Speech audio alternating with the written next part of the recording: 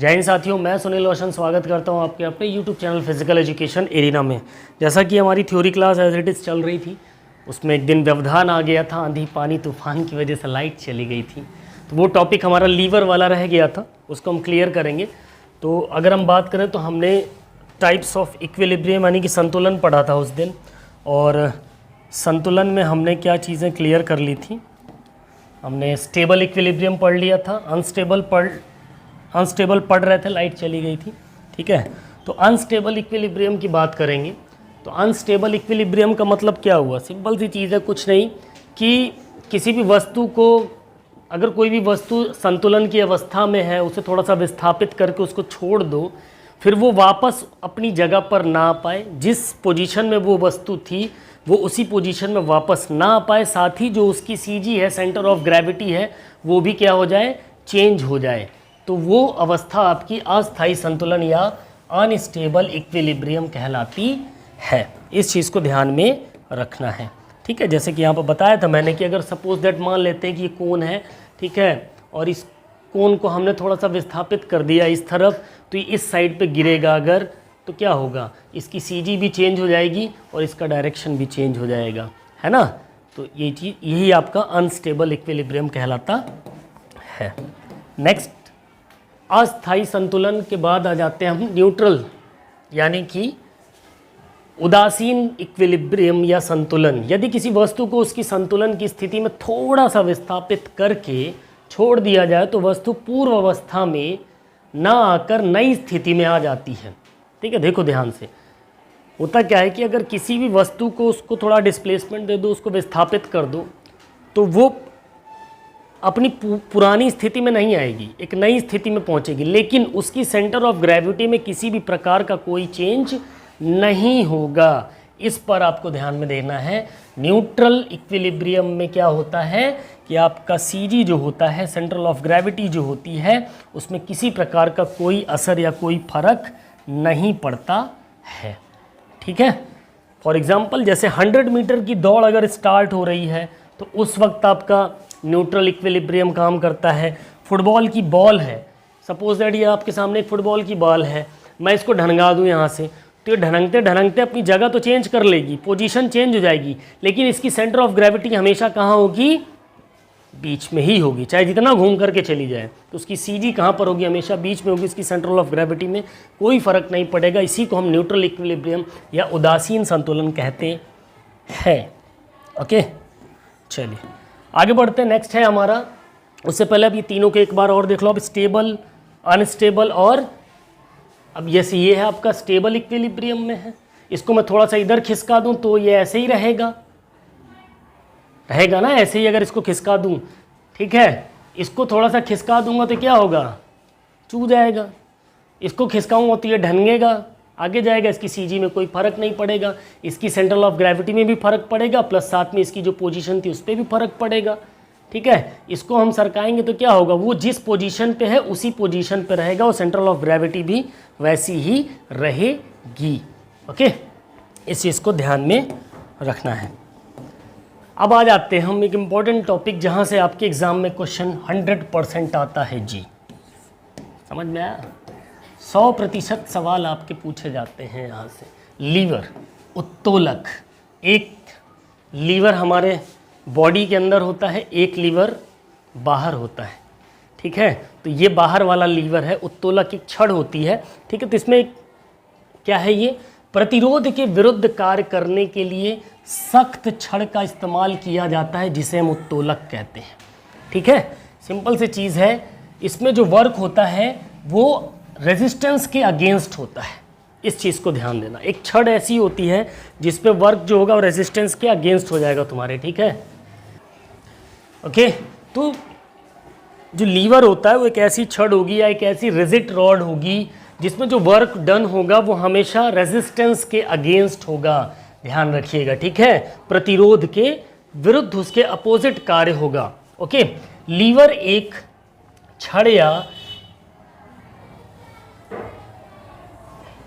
क्या लिखा, डंडे के समान होता है जो एक स्थिर बिंदु के चारों ओर घूमता है, ठीक है। और हमारे शरीर में लीवर की मदद से ही क्या हो पाती है, मूवमेंट हो पाती है, गति हो पाती है। हमारी जो बोन्स हैं, उनके जो जॉइंट्स हैं, वहाँ पर पूरी तरीके से लीवर के रूप में काम होता है। ठीक है, जॉइंट्स के जो जॉइंट्स हो गए, एक्सिस या फल्क्रम कार्य करती है। शरीर के अंग का भार, जो हमारे शरीर के अंगों का, ऑर्गन्स का भार होता है, वो वेट जो होता है वो प्रतिरोध यानी कि रेजिस्टेंस का काम करता है। ठीक है, ध्यान रखिए यहाँ पर जो रेजिस्टेंस होगा, प्रतिरोध होगा लीवर में, हमारी बॉडी के अंदर, वो हमारे जो बॉडी ऑर्गन्स का वेट होगा, उनका भार होगा, वो ऐसे वर्क करते हैं। ठीक है, जॉइंट जो होंगे, हमारे जो जोड़ होंगे, वो एक्सिस का काम करेंगे यानी कि अक्ष का काम करेंगे। ठीक है, जो जोड़ होंगे हमारे, फल्क्रम जो होगा। ठीक है, तो इसी तरीके से, ठीक, और फोर्स लगाने का कार्य मांसपेशियां करती हैं। ओके, ठीक है, जो फोर्स लगाने का काम होगा, जो भी कोई हम वर्क डन करेंगे, उसमें जो भी बल लगाना पड़ेगा, तो वो हमारी मसल्स उसमें वर्क करती हैं। भाई आगे समझेंगे इसको बहुत अच्छे से। ठीक है, मानव शरीर में जितनी भी मूवमेंट होती हैं, वह सब लीवर के द्वारा ही होती है। हमारे शरीर के अंदर जितनी भी गतियाँ होंगी, हम कोई भी एक्टिविटी करेंगे, उसमें लीवर का इन्रोलमेंट होता ही होता है। इसलिए हमारा शरीर एक लीवर के रूप में कार्य करता है। ठीक है, क्योंकि मूवमेंट इन्हीं के द्वारा संभव हो पाती है। ठीक है, तो जितनी भी मूवमेंट्स होंगी हम, या जितनी भी गतियां होती हैं हमारे शरीर में, किसके द्वारा संभव हो पाती हैं? लीवर के द्वारा संभव हो पाती हैं। ठीक है, तो बेसिकली जो आपके लीवर्स होते हैं हमारे शरीर में दोस्तों, वो 2-3 प्रकार के पाए जाते हैं। ठीक है, there are 3 types of lever. एक फर्स्ट क्लास लीवर होता है, प्रथम श्रेणी का उत्तोलक, एक द्वितीय श्रेणी का उत्तोलक, और एक तृतीय श्रेणी यानी कि 3rd क्लास लीवर। ठीक है, और हमारे शरीर में जो सबसे ज़्यादा इफेक्टिव लीवर होता है, मतलब सबसे ज़्यादा प्रकार से अगर कोई पाया जाता है, तो 3rd क्लास लीवर होता है। सबसे ज़्यादा जो काम करता है। ठीक है, और भी काम करते हैं, ऐसा नहीं कि फर्स्ट और सेकंड नहीं काम करता है। ठीक है, तो बात करेंगे तो ये ध्यान रखिएगा, 3 प्रकार के हमारे लीवर होते हैं, फर्स्ट क्लास, सेकंड क्लास और 3rd क्लास। अब बात करेंगे हम किसकी? फर्स्ट क्लास लीवर की। तो प्रथम श्रेणी का जो उत्तोलक होगा, हमेशा ध्यान रखिएगा कि इस चार्ट को, इस चित्र को आपको हमेशा ध्यान में रखना है। ठीक है, इस चित्र को हमेशा ध्यान में रखिएगा। प्रथम श्रेणी के जो उत्तोलक होंगे, उसमें आपका जो फल्क्रम होगा, ठीक है, क्या होगा? फल्क्रम, प्रथम श्रेणी के उत्तोलक में। ठीक है, फर्स्ट क्लास लीवर, फल्क्रम। ठीक है, फल्क्रम यानी कि एक्सिस हमेशा बीच में होगा। कहाँ होगा? हमेशा बीच में होगा। इस चीज़ को ध्यान में रखिएगा। ठीक है, वहीं आपका लोड यानी कि रेजिस्टेंस हो गया, है ना, प्रतिरोध या लोड, जिसको हम क्या बोल सकते हैं? रेजिस्टेंस बोल सकते हैं। ठीक है, तो ये R से डिनोट कर लीजिए इसको, A से डिनोट कर सकते हैं इसको भी। और एफर्ट हो गया, हमारा जो बल होगा वो हमेशा एक एक अलग अलग साइड पे होगा। ठीक है, तो इस लीवर को संतुलन का लीवर कहा जाता है। ये एक बैलेंस करने के काम में आता है, हमेशा ध्यान रखना। आपने देखे होंगे छोटे बच्चों के झूले होते हैं, एक तो इधर बैठ जाएगा, एक तो इधर बैठ जाएगा, इधर से झुकेगा, फिर इधर से झुकेगा। देखा, खेला है कभी? क्या बोलते हैं? सी सॉ बोलते हैं उसको। उस झूले को क्या बोलते हैं? सी सॉ। ऐसे ही होता है ना, झूला दिखता है जो। तो बैलेंस करने का, ये तराजू देखा होगा आपने, सबसे सिंपल सी चीज़ है। तराजू किस काम में आता है? बैलेंस करने का तराजू क्या है? तराजू एक प्रकार का क्या है? लीवर है, उत्तोलक है। ठीक है, बैलेंस करने की काम में जितनी भी चीज़ें आती हैं, वो आपके कौन से क्लास के लीवर में आती हैं? फर्स्ट क्लास के लीवर में आती हैं। इसमें फल्क्रम यानी कि एक्सिस की बात करें तो हमेशा कहाँ होगा? बीच में होगा। ठीक है, और प्रतिरोध यानी कि रेजिस्टेंस व बल फोर्स के मध्य में होता है। यानी जो फल्क्रम होता है, एक्सिस होता है, वो लोड और एफर्ट के बीच में होगा। रेजिस्टेंस और बल के बीच में हमेशा फल्क्रम होता है, एक्सिस इसका होता है। इस पॉइंट को आपको ध्यान में रखना है। कुछ एग्जाम्पल की अगर मैं बात करूं, कुछ सम एग्जाम्पल्स है आपके सामने। ठीक है, जैसे कि फर्स्ट क्लास लीवर के एग्जाम्पल हैं ये। कैंची, चलो अब कैंची की अगर हम बात कर लें तो कैंची हमारा क्या है? एक फर्स्ट क्लास लीवर में आता है। ठीक है, कैंची हमारी किस क्लास के लीवर में आती है? फर्स्ट क्लास के लीवर में आती है। एक सेकेंड चेक कर लेते हैं एक बार।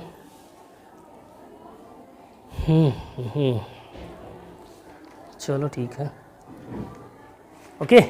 कैंची हो गई। अब कैंची में क्या होगा, फलक्रम कहाँ पर, भी मैंने बताया था कि जो एक्सिस होगा फलक्रम होगा वो कहाँ पर होता है, हमेशा बीच में होता है।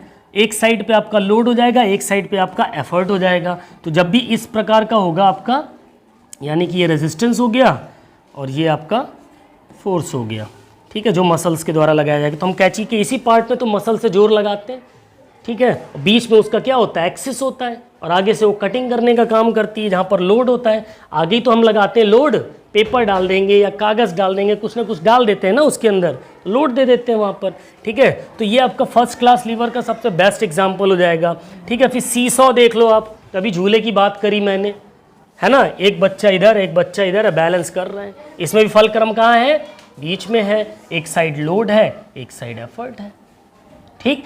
फिर यहाँ पर जैसे हमने एक मशीन बना रखी है किसी भारी चीज़ को उठाने के लिए, तो ये भारी चीज़ तो हमारा लोड हो गया, एफर्ट कहाँ पे लगाएंगे हम, इस साइड पे लगाएंगे, एक्सिस कहाँ रहेगा उसका, बीच में रहेगा। तो ये कौन सा क्लास लीवर हो गया, फर्स्ट क्लास लीवर हो गया। हमेशा ध्यान रखना है जिसमें फलक्रम बीच में हो, मतलब फलक्रम आपका लोड और एफर्ट के बीच में होगा, हमेशा फर्स्ट क्लास लीवर कहलाएगा। आपका हथौड़ी देख लो, हथौड़ी में भी सेम कहानी होती है।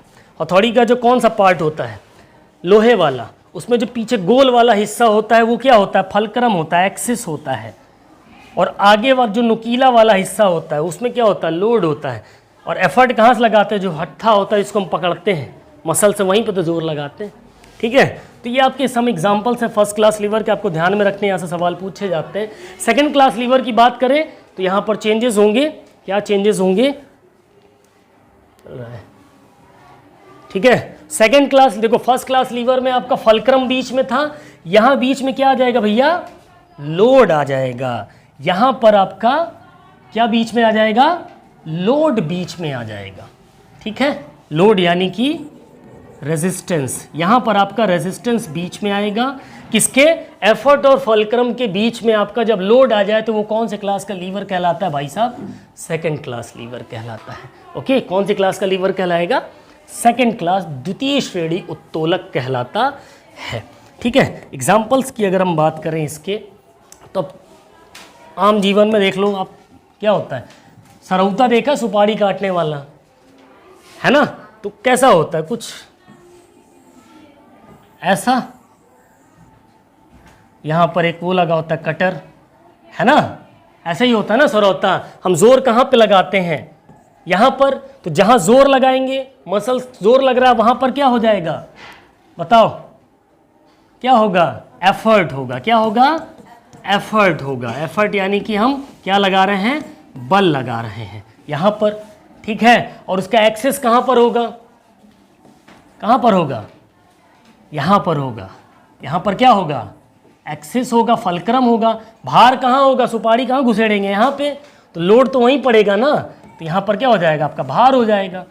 अब बीच में क्या आ रहा है, बताओ, बीच में क्या आ रहा है, लोड आ रहा है। तो जिसमें बीच में लोड आ जाए, भार आ जाए, वो कौन सी क्लास का लीवर कहलाएगा, सेकंड क्लास का लीवर कहलाएगा। क्लियर हुई। कूड़ा उठाने वाली मशीन होती है, ऐसे ही इसे पकड़ते हैं ना, इसे पकड़ पकड़ के उठाते हैं जिसमें। फिर नींबू निचोड़ने वाली मशीन भी कुछ सरौते की तरह होती है, आपने देखा होगा, वैसे ही काम करती है। सेम कागज़ में सुराख करने की मशीन होती है, कागज़ में छेद करने वाली मशीन देखी होगी तुम लोगों ने, सिंगल वाली, उसमें भी वैसे ही होता है। स्टेपलर हो गया आपका, लेकिन स्टेपलर थोड़ा सा डिफरेंट काम करता है, ठीक है। तो ये एग्जाम्पल्स हैं आपके सेकेंड क्लास लीवर के, ओके।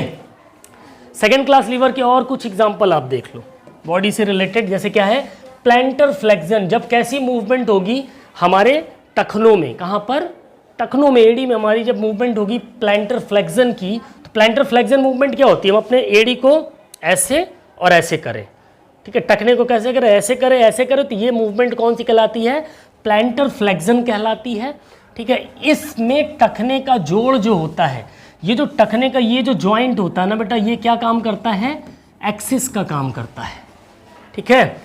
टखने का जोड़ एक्सिस यानी पंजे के पास की मांसपेशी, और जो इस पंजे के पास की जो मसल्स होंगी, ये जो मसल्स होंगी, ये क्या काम करेंगी, ये रेजिस्टेंस का काम करेंगी। किसका काम करेंगी, रेजिस्टेंस का काम करेंगी, ठीक है, ओके। ठीक, तो ये आपको ध्यान में रखना है। फिर डिप्स या पुशअप्स लगा रहे तो ये भी किस में आता है, प्लांटर फ्लेक्शन जो मूवमेंट होगी सेकंड क्लास लीवर में आएगी।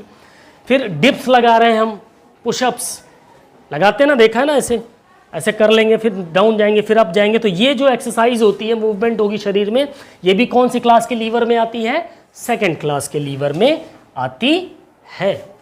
सेकंड क्लास के लीवर में क्या बोला था मैंने, क्या बीच में होता है, ये बीच में क्या होगा सेकंड क्लास लीवर में, बताओ।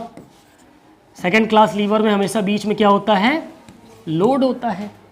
अब पूरा जोर कहाँ पर आ रहा है, तो ये बीच में क्या आएगा, इसी पे हमारे, इसी पे तो भार पड़ता, तो यहाँ पर लोड हो जाएगा। ठीक है, एक साइड हमारा क्या हो जाएगा, लोड हो गया। दम कहाँ से लगा रहे हैं, यहाँ से, इसी मसल्स पे तो दम लगा रहे थे, यहाँ पर क्या हो जाएगा हमारा, बल हो जाएगा, और ये हमारा क्या हो जाएगा, एक्सेस हो जाएगा। ठीक है, ये कौन से क्लास का लीवर हो जाएगा, सेकंड क्लास लीवर हो जाएगा। ओके, तो और देख लो मानव शरीर में और कौन सा उदाहरण है, बास्केटबॉल खेल रहा हो, बास्केटबॉल में जो लेअप शॉट होता है, हम दौड़ के आते हैं, जंप करके जब लेअप शॉट लेते हैं, ये लेअप शॉट कहलाता है। क्या कहलाता है, ले अप शॉट, मतलब बॉल को ले करते हुए कूदना है, उछल करके जंप शॉट भी बोलते हैं, लेअप शॉट बोलते हैं इसको। बास्केटबॉल और वॉलीबॉल में पंजे से जंप लेना, ठीक है, जिसमें फैलेंजियल जो जोड़ होगा वो एक्सिस का काम करेगा। फैलेंजियल जोड़ मतलब फैलेंजेस कहाँ होती है, पैर टखने में कि पंजे में, दोनों जगह होती हैं फैलेंजेस। ठीक है, यहाँ भी फैलेंजेस होती है और टखने में भी होती हैं। ठीक है, और जो एडी होगी हमारी वो रेजिस्टेंस का काम करेगी। ठीक है, और जो काफ मसल होगी, काफ मसल काऊ का बच्चा, गाय का बच्चा मांसपेशी गाय के बच्चे को सहलाने में मज़ा आता है कि नहीं, है ना। तो हमारी एक मसल होती है, हमारी पिंडली की मांसपेशियाँ होती है, मैं पैर उठा नहीं सकता उतनी दूर पे, ये दिखा दे रहा हूँ। यहाँ की जो मांसपेशी होती है ना, उस पर जब आप मसाज करोगे हल्के हल्के तो बहुत अच्छा लगता है, इसीलिए इसको काफ मसल कहते हैं। ठीक है, गाय का बच्चा, ठीक है, बहुत अच्छा लगता है, कभी मसाज करके देखना। ठीक है, अगर आप बहुत थके हो वहाँ पर अगर मसाज करा दी तो बॉडी पूरी रिलैक्स हो जाती है। ठीक है, किसी को हंसाना हो तो वहाँ पर हल्का हल्का दबाओ, बहुत हंसेगा वो, उसको अच्छा लगता है। ठीक है, और जो काफ मसल होगी वो फोर्स यानी बल लगाने का काम करेगी। ये जो मांसपेशी हमारी बल लगाने का काम करेगी। जो हमारे फैलेंजेस हैं यानी पंजे के पास की जो उंगलियों का पार्ट है वो रेजिस्टेंस का काम करेगा, एक सेकेंड, वो एक्सेस का काम करेगा। और जो एड़ी होगी, शोल होगी हमारी, वो किस चीज़ का काम करेगी, प्रतिरोध का काम करेगी, रेजिस्टेंस का काम करेगी। ठीक है, तो कुछ एग्जाम्पल्स हैं, आपको इनको ध्यान में रखना पड़ेगा, क्योंकि यहाँ से 200% क्वेश्चन आता ही आता है दोस्तों। ठीक है, सो अब बात करेंगे हम थर्ड क्लास लीवर की। स्लाइड में नहीं, मैं आपको समझा देता हूँ। ठीक है, यहीं पे समझा देते हैं थर्ड क्लास लीवर। ठीक है, कौन सा, थर्ड क्लास लीवर की बात करेंगे। देखो, थर्ड क्लास लीवर की अगर हम बात करेंगे तो सेकंड क्लास लीवर में बीच में क्या था, लोड। फर्स्ट क्लास में बीच में क्या था, एक्सेस। थर्ड क्लास लीवर की अगर हम बात करेंगे तो इसमें बीच में क्या आ जाएगा, बचा क्या, एफर्ट। तो यहाँ बीच में क्या आ जाएगा, एफर्ट आ जाएगा, यानी कि बल आ जाएगा। ठीक है, क्या आ जाएगा, बीच में बल आ जाएगा थर्ड क्लास लीवर में। और यहाँ पर क्या आ जाएगा, भार आ जाएगा, लोड हो जाएगा। इधर क्या आ जाएगा, एक्सेस आ जाएगा, यानी कि रेजिस्टेंस आ जाएगा। ओके, तो ये होता है हमारा third class lever. Third class lever के अंदर बीच में क्या आ जाता है, लोड आ जाता है। ठीक है, इस चीज़ को हमें ध्यान में रखना है। ठीक है, जैसे फॉर एग्जांपल हम डंबल कर रहे हैं। ठीक है, आर्म फ्लेक्शन होता है ना, हम डंबल को क्या कर रहे हैं, ऐसे पकड़ के खींच रहे हैं, फिर ऐसे रिलीज़ कर रहे हैं। तो जब हम उसको खींच रहे हैं तो यहाँ पर आप एक चीज़ देखोगे, हमारी ये बोन है मान लो हाथ की। ठीक है, कुछ ऐसे होगी अगर हम डंबल वाली पोजीशन में जाएंगे तो। ठीक है, चलो मान लेते हैं डंबल उठा रखा है इसमें। ठीक है, अब ये पोजीशन आ गई हमारी, है ना। अब इसने क्या उठा रखा है, डंबल उठा रखा है। अब यहाँ पर ये थर्ड क्लास लीवर का एग्जाम्पल होता है। बीच में क्या आ रहा है, एफर्ट। जब भी आप डंबल लेते हो तो भार कहाँ पड़ रहा है, यहाँ की मसल्स पे जोर पड़ता है ना। तो यहाँ पर क्या आ जाएगा, एफर्ट आ जाएगा आपका। सॉरी, एफर्ट नहीं, जॉइंट पे नहीं पड़ता है, एफर्ट इस पार्ट पे पड़ता है। ये जो पार्ट है आपका, रेडियस अल्ना के ऊपर वाला, इस पार्ट पे क्या पड़ेगा, इन मसल्स पे खूब जोर पड़ेगा, है ना, इन मसल्स पे काफ़ी जोर पड़ेगा, तो हमारा एफर्ट कहाँ पर आएगा, यहाँ पर हमारा एफर्ट हो गया। ओके, इस चीज़ को ध्यान रखना है। बीच में हमारा यहाँ पर हमारा फलक्रम आ जाएगा, ठीक, और बच गया हमारा क्या, लोड। तो लोड कहाँ, डंबल कहाँ पकड़ रखा उसने, आगे, तो डंबल तो हमारे भारी होंगे ना, 5 किलो 10 किलो के, तो डंबल हमारे यानी भार हमारा यहाँ पर आ गया। तो ये हमारा 3rd क्लास का लीवर हो गया। यानी जो हम डंबल करते हैं वो किस क्लास के लीवर में आता है, 3rd क्लास के लीवर में आता है। ठीक है, तो ये उत्तोलक की कहानी है, तीसरा। ठीक है, तुम्हारे साइंस में भी पूछा जाता है, 8th क्लास में मिलेगा तुमको। ठीक है, ध्यान रखना इसको। तो 2nd क्लास लीवर में बीच में क्या आता है, हमेशा क्या आता है 2nd क्लास लीवर में बीच में, लोड। 1st क्लास लीवर में बीच में क्या आता है, एक्सिस। और 3rd क्लास लीवर में बीच में क्या आता है, एफर्ट। ठीक है, एक्सिस यानी कि रेजिस्टेंस हो गया, ठीक है, लोड आपका भार हो गया, एफर्ट आपका बल हो गया, या हम इसको फोर्स भी बोल सकते हैं। ठीक है, क्लियर हो गई इतनी चीज, 3rd class lever. I hope आपको समझ में आ गया होगा। ठीक है, ओके। तो डंबल की कौन सी मूवमेंट में 3rd क्लास लगेगा, ऊपर ले जाने में या रिलीज करने में? दम कहाँ लगता है, ऊपर ले जाने में। यानी 3rd क्लास लीवर कब लगेगा, जब हम ऊपर ले जा रहे हैं डंबल को। ठीक है, यहाँ हमारा भार, जैसे सपोज दैट ये डंबल है, तो भार कहाँ हो गया, लोड हमारे डंबल पे आ गया, ये जॉइंट हमारा फलक्रम हो गया, और जिस मसल पे जोर पड़ रहा है तो ये क्या हो गया, एफर्ट हो गया। यहाँ से हम एफर्ट लगा रहे हैं, बल लगा रहे हैं, 3rd क्लास लीवर हो गया। ठीक है, आई होप आपको लीवर कायदे से अच्छे से समझ में आ गया होगा। ठीक है, थाई के फ्लेक्शन में भी ऐसे ही होता है, जब आप अपनी थाई का फ्लेक्शन करते हो तब भी उसमें क्या लगेगा, 3rd क्लास लीवर लगेगा। ठीक है, सो ये थी हमारी जो क्लास छूट गई थी, उसको हमने आज कंप्लीट कर दिया है। नेक्स्ट वीडियो में हम थ्योरी क्लास, इसको जल्दी से, मेरे ख्याल से ख़त्म ही हो गया ये। अब इसमें क्या टॉपिक बचा है, सब का ख़त्म ही है। ठीक है, अब इसमें ज़्यादा कुछ है नहीं, फ्रिक्शन वगैरह है, पोटेंशियल एनर्जी है, कुछ खास नहीं है। ठीक है, सो अब हम स्पोर्ट्स ट्रेनिंग की तरफ भी बढ़ेंगे।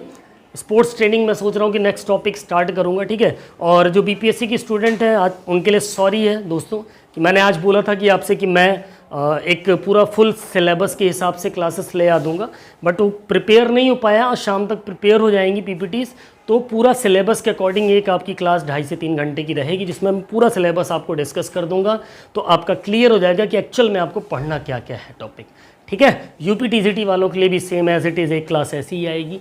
ठीक है, और अभी इसके बाद हमारी एक स्पोर्ट्स की क्लास चलेगी हमारी। अब कोशिश करूंगा कि रेगुलर हम स्पोर्ट्स के एमसीक्यूज़ को भी सॉल्व करते हुए चले। एक तरफ हम थ्योरी पढ़ रहे हैं इसकी, फिजिकल एजुकेशन की, और एक तरफ हम स्पोर्ट्स की भी अगर एमसीक्यूज़ लगाएंगे तो हमारा दोनों कवर अप होता चलेगा। तो सिलेबस बड़ा लेंदी है, पेपर से पहले कवर नहीं होगा दोस्तों। ठीक है, सो मिलते हैं अपनी नेक्स्ट वीडियो में, तब तक के लिए बाय बाय, टेक केयर, जय हिंद, वंदे मातरम, फिजिकल एजुकेशन जिंदाबाद।